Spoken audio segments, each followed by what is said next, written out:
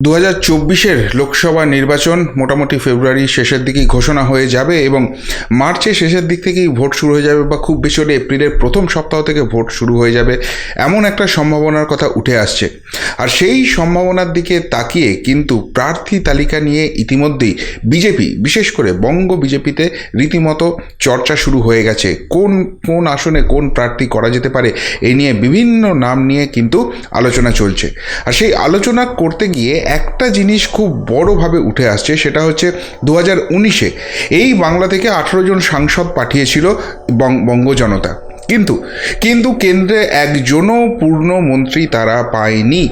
এবার প্রাথমিকভাবে দুজনকে রাষ্ট্রমন্ত্রী করা হয়েছিল, পরবর্তীকালে তাদেরকে দুজনকেই বদলে ফেলা হয়, 4 জনকে রাষ্ট্রমন্ত্রী করা হয়। কিন্তু কোথাও গিয়ে একটা পূর্ণমন্ত্রী আর একজন রাষ্ট্রমন্ত্রীর মধ্যে তো পার্থক্য থাকেই। তাই এবারে বাংলা থেকে যখন বিজেপি অন্তত 30 থেকে 35টা আসন পাওয়ার আশা করছে, তখন একটা ফ্যাক্টর, একটা সমীক্ষার রিপোর্ট অন্তত তাদের ভাবাচ্ছে যে বাঙালি কোথাও গিয়ে মর্মাহত যে একজন পূর্ণমন্ত্রী এই রাজ্য পেল না।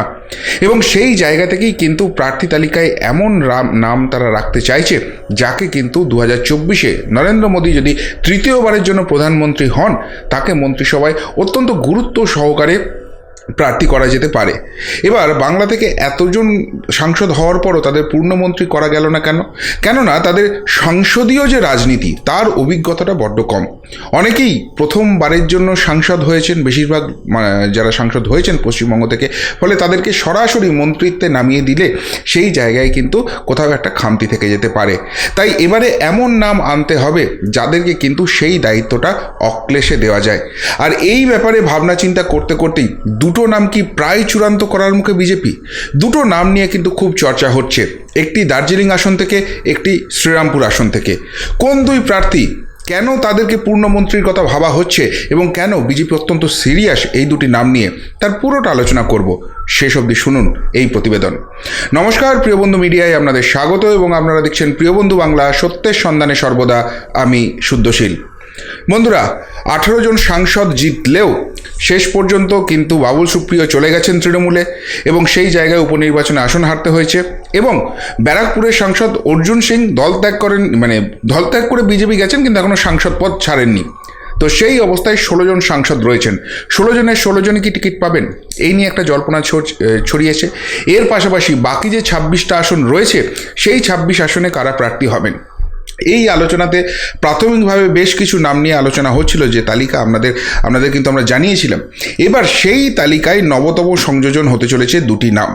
প্রথম নামটি হচ্ছে দার্জিলিং কেন্দ্র থেকে, এবং দার্জিলিং কেন্দ্রে এবারে কিন্তু প্রার্থী বদলের সমূহ সম্ভাবনা। দার্জিলিং কেন্দ্র থেকে যে নামটি খুব জবরদস্তভাবে ভেসে উঠছে, তিনি হচ্ছেন প্রাক্তন বিদেশ সচিব হর্ষবর্ধন শ্রিংলা। এই হর্ষবর্ধন শ্রিংলা, তাকে বাংলাদেশ বিশেষজ্ঞ বলা হতে পারে। খুব গুরুত্বপূর্ণ দায়িত্ব সামলেছেন মোদী সরকারের আমলে, এবং রিসেন্টলি তাকে কিন্তু প্রচুর অ্যাক্টিভিটি করতে তার নিজের এলাকা অর্থাৎ পার্বত্য এলাকায় কিন্তু পাঠিয়ে দেওয়া হয়েছে। সরাসরি বিজেপির প্রোগ্রামে তাকে কিন্তু দেখা যাচ্ছে। চায়ে পে চর্চা থেকে শুরু করে বিভিন্ন রকম যে সামাজিক প্রোগ্রাম বিজেপি করে থাকে, সেইখানে তিনি করেন। এখন হর্ষবর্ধন শ্রিংলা কি সেখানে প্রার্থী হচ্ছেন? কেন এই নামটা ভেসে আসছে? রাজু বিস্তা তো সেখানে সাংসদ হিসেবে থেকে আছেনই। দেখুন, রাজু বিস্তার নাম নিয়ে যে একটা জল্পনা শুরু হয়েছিল, সেই জল্পনায় কিন্তু নতুন করে একটা ভাবনা এসেছে, সেটা হচ্ছে তিনি স্থানীয় প্রার্থী নন। তার সেখানে বাড়ি আছে, এই কথাটা ঠিক, কিন্তু সেই অর্থে তিনি ভূমিপুত্র নন। এই অভিযোগ কিন্তু এসেছে স্বয়ং দলের মধ্যে থেকে। আপনারা জানেন যে বিজেপির যিনি বিধায়ক রয়েছেন বিষ্ণুপ্রসাদ শর্মা, তিনি কিন্তু এই নিয়ে অবজেকশন জানিয়েছিলেন। অন্যদিকে রাজু বিস্তা পাহাড়ের যে রাজনীতি, সেখানে গোর্খাল্যান্ড এইসব করে কিন্তু অনেকটা একটা টালমাটাল জায়গায় তিনি চলে এসেছেন। এবং সেই জায়গা থেকে এবারে গতবারে যেভাবে মার্জিনে তিনি জিতেছিলেন, এবারে কি জিততে পারবেন, সেই সম্ভাবনা নিয়ে কিন্তু একটা দোদুল্যমানতা তৈরি হয়েছে। কেননা বিজেপির দীর্ঘদিনের সঙ্গী জিএনএলএফ, তারা কিন্তু অন্যদিকে ভাবনা চিন্তা শুরু করেছিল। যদিও সম্প্রতি জিএনএলএফের এক নেতাকে নিয়ে গিয়ে দিল্লিতে যে পাহাড়ের 11টা জনজাতি রয়েছে, সেই নিয়ে তিনি অমিত শাহের সঙ্গে দীর্ঘ বৈঠক করে এসছেন। কিন্তু তারপরেও হর্ষবর্ধন শ্রিংলার কথা কেন ভাবা হচ্ছে? তিনি এর আগে বিদেশ সচিবের মতো গুরুত্বপূর্ণ গুরুত্বপূর্ণ জায়গা সামলে এসছেন, ফলে আন্তর্জাতিক সম্পর্ক সম্পর্কে তার একটা বিস্তারিত ধারণা আছে, প্লাস তাকে বাংলাদেশ বিশেষজ্ঞ বলা হয়। এখন নরেন্দ্র মোদী সরকার মনে করছে 2024-এ তৃতীয়বার শপথ নেওয়ার পর 2024 থেকে 2029 ভারতের জন্য কিন্তু অত্যন্ত গুরুত্বপূর্ণ হতে চলেছে, বিশেষ করে বৈদেশিক নীতির ক্ষেত্রে। কেননা 2024-এ কিছু বড় সিদ্ধান্ত নেওয়া হবে, যেখানে ভারতের বেশ কিছু কনফ্লিক্টেড এরিয়া আছে সেই সব জায়গা নিয়ে, এবং সেই জায়গায় নিতে গেলেই চীনের সঙ্গে সম্পর্ক বা আমাদের যে পাশাপাশি প্রতিবেশী দেশগুলো রয়েছে তাদের সঙ্গে সম্পর্ক, সেই জায়গাটায় খুব টালমাটাল পরিস্থিতি হতে পারে। এখন এস জয়শঙ্কর কিন্তু বিদেশমন্ত্রী হিসেবে দুর্দান্ত কাজ করছেন এবং তার যে বিদেশ নীতি সেটা কিন্তু খুব শক্তপোক্ত, কিন্তু এত বড় যে চাপটা আসবে সেটা এস জয়শঙ্করের পক্ষে একা সামলানো রীতিমতো চাপ হবে। কেননা একদিকে আমেরিকার সঙ্গে দৌত্য রয়েছে, একদিকে ইউরোপিয়ান দেশগুলোর সঙ্গে রয়েছে, পাশাপাশি এশিয়ার যে দেশগুলো ভারতের এই উত্থান কতটা তারা করে নেবে, এর পাশাপাশি ভারত কিন্তু 5 ট্রিলিয়ন যে অর্থনীতি সেটার দিকে এগোচ্ছে, ফলে সেই জায়গায় একটা হিংসার বাতাবরণ হতে পারে। অনেক কিছু ফ্যাক্টর রয়েছে যেটা কিন্তু এস জয়শঙ্করের একার পক্ষে সামাল দেওয়া রীতিমতো ঝামেলার হতে পারে, এবং এই জায়গায় এমন একজন মানুষকে দরকার আছে যিনি কিন্তু এই এস জয়শঙ্করের ডেপুটি হতে পারেন, তাকে হাতে হাত দিয়ে তার পাশে থেকে এই জায়গাগুলো সাপোর্ট করতে পারেন। এর পাশাপাশি বাংলাদেশের সঙ্গে সম্পর্ক আরও সুসংবদ্ধ করা সেই জায়গাটা কিন্তু খুব গুরুত্বপূর্ণ হয়েছে দুটো কারণে। প্রথমত যে কারণটা হচ্ছে সেটা হচ্ছে বাংলাদেশ থেকে কিন্তু একটা জঙ্গি যোগের, বাংলাদেশের মাধ্যমে জঙ্গি যোগের একটা চেষ্টা করা হচ্ছে, সেই জায়গাটায় বাংলাদেশ সরকারের সঙ্গে বন্ধুত্বপূর্ণ জায়গায় থেকে এটাকে সলিউশন করতে হবে। কেন এই দক্ষিণ পূর্ব এশিয়ার যে দেশগুলো রয়েছে তারা একসময় ভারতবর্ষের যে জায়গাটা ছিল সেটা মেনে নিল, চীন কিন্তু বিভিন্ন দেশকে অর্থনৈতিকভাবে দুর্বল করে দিয়ে তাদেরকে অর্থনৈতিক সাহায্য করে তাদের মাধ্যমে কিন্তু ভারতকে চাপে রাখার চেষ্টা করছে। ফলে দেখুন শ্রীলঙ্কাকে তারা সাহায্য করছে, পাকিস্তানকে সাহায্য করছে, সাম্প্রতিককালে মালদ্বীপকে। এই যে জায়গাটা তৈরি হয়েছে এইখানে বাংলাদেশের সমর্থনটা কিন্তু এই ক্ষেত্রে খুব দরকার রয়েছে। তাই একজন বাংলাদেশ বিশেষজ্ঞ যদি মোদির ক্যাবিনেটে থাকে সেই জায়গাটা খুব ইম্পর্টেন্ট হবে।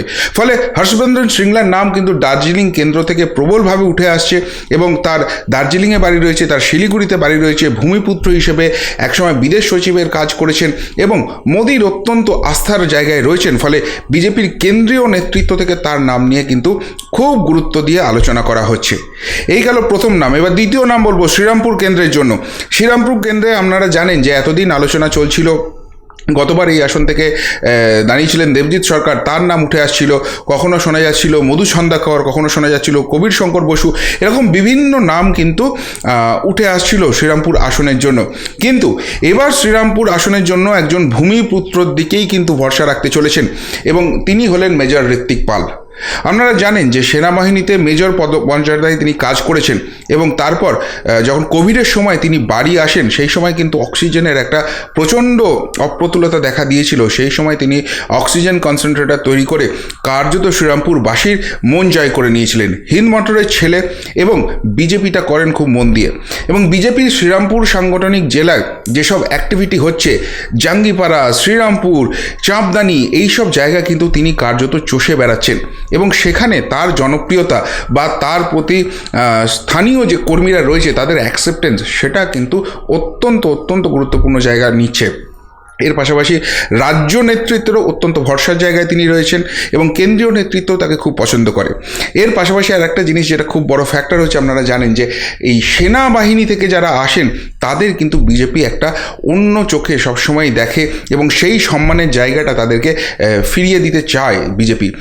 যেমন আপনাদের মনে থাকবে ধূপগুড়ি যে উপনির্বাচন হয়েছিল, সেখানে কিন্তু এরকমই এক শহীদের, পুলওয়ামা শহীদের স্ত্রীকে তাকে কিন্তু সেখানে প্রার্থী করা হয়েছিল। তার ফলে সেনাবাহিনীর ব্যাকগ্রাউন্ড থাকায় একটা আলাদা জায়গা পাবেন, কেননা বিজেপির একটা বিশ্বাস আছে যে সবার আগে দেশ, সেই দেশকে যারা ভালোবাসে তাদেরকেই কিন্তু বিজেপিতে সামিল করতে হবে, এবং এই জায়গায় যারা প্রাক্তন সেনা তাদের থেকে দেশকে ভালোবাসেন এরকম কিন্তু ভারতবর্ষে আর কেউ নেই। তারা দেশের জন্য নিজের জীবনটাকে অবধি বাজি রাখতে পারেন। এবং সবথেকে বড় কথা, মেজর ঋত্বিক পাল তিনি কিন্তু বিভিন্ন জায়গায় বিভিন্ন বর্ডারে যেভাবে নিজের প্রাণের ঝুঁকি নিয়ে দেশ মাতাকে সেবা করেছেন, সেই জায়গাটা কিন্তু তার একটা অন্যতম জনপ্রিয়তার কারণ হবে। এবং এরকম স্বচ্ছমুখের একজন সেনাবাহিনীর মানুষ যখন ভোটের ময়দানে লড়বেন, একজন ভূমিপুত্র লড়বেন, সেটা কিন্তু একটা অ্যাডেড অ্যাডভান্টেজ সবসময়ই আসবে। এবং সাম্প্রতিককালে আর একটা জিনিসও দেখা গেছে যে তাকে সেই অঞ্চলের তৃণমূল যে কতখানি ভয় পেতে শুরু করেছে। একটা একটা পথ অবরোধ, 10 মিনিটের জন্য তিনি জাতীয় সড়ক অবরোধ করেছিলেন, সেই অপরাধে তাকে 7 দিনের জেল খাটাচ্ছে। অর্থাৎ তার যে জনপ্রিয়তা শ্রীরামপুর আসনে কতখানি আকাশচুম্বী হয়েছে, তৃণমূল কংগ্রেস এখন থেকেই কতখানি ভয় পেতে শুরু করেছে, যে কারণে তাকে কিন্তু জেলবন্দি করার চেষ্টা করা হচ্ছে। কিন্তু এই জেলবন্দির ঘটনা উল্টে হিতে বিপরীত হয়েছে। শ্রীরামপুরের মানুষ কার্যত ফুঁসছেন মেজর ঋত্বিক পালের মতো ভারত মাতার একজন বীর সন্তান, যিনি নিজের প্রাণটাকে বাজি রেখে দেশ সেবা করে এসছেন, দেশকে বাঁচিয়েছেন। কোভিড কালে কিভাবে এখানে নিঃস্বার্থভাবে মানুষের পাশে দাঁড়িয়েছেন এবং সেখানে অক্সিজেন কনসেন্ট্রেটরের যে যোগানটা তিনি করেছেন, তিনি কার্যত ঈশ্বররূপে সেখানে পূজিত হন না, সেই মানুষটাকে এইভাবে হেনস্থা করা হচ্ছে। একজন প্রাক্তন সেনা জওয়ান, তিনি তার রাজনৈতিক মতাদর্শ যা খুশি হতে পারে, শুধুমাত্র সেই জায়গাটায় ডিফারেন্স আছে বলে পুলিশ দিয়ে এইভাবে হেনস্থা করতে হবে। এই যে জায়গাটা হয়েছে, এটা কিন্তু শ্রীরামপুরে একটা প্রচণ্ড আবেগের জায়গা তৈরি করেছে। আর সেই জায়গাটাকে কাজে লাগিয়ে বা সেই জায়গাটাকে সম্মান দিয়ে বলবো, বিজেপি কিন্তু মেজর ঋত্বিক পালের নাম শ্রীরামপুর আসন থেকে অত্যন্ত গুরুত্ব দিয়ে ভাবনা চিন্তা করছে। এবং সেই জায়গায় যদি মেজর ঋত্বিক পাল এখান থেকে জয়ী হন, তার কিন্তু যে অভিজ্ঞতা রয়েছে মেজর হিসেবে, সেটাকে কাজে লাগানোর জন্য তাকে কিন্তু এই মন্ত্রিসভায় 2024-এর নরেন্দ্র মোদী তৃতীয়বার যদি শপথ নেন, সেই মন্ত্রিসভায় কিন্তু অত্যন্ত গুরুত্ব দিয়ে ভাবা হতে পারে। ফলে আপাতত এই দুটি নাম নিয়ে কিন্তু এই দুটি কেন্দ্রে রীতিমতো চর্চা শুরু হয়ে গেছে। আবারও শেষ পর্যন্ত কবে টিকিট হবে, কাকে টিকিট দেওয়া হবে, সেটা বিজেপির বহু আলোচনার পর ঠিক হবে।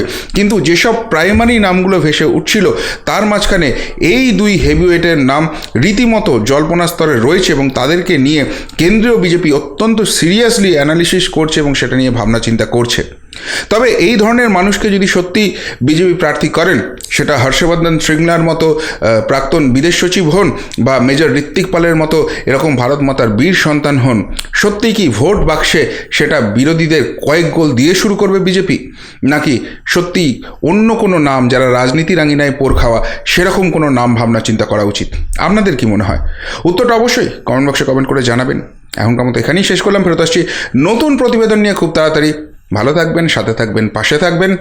নমস্কার।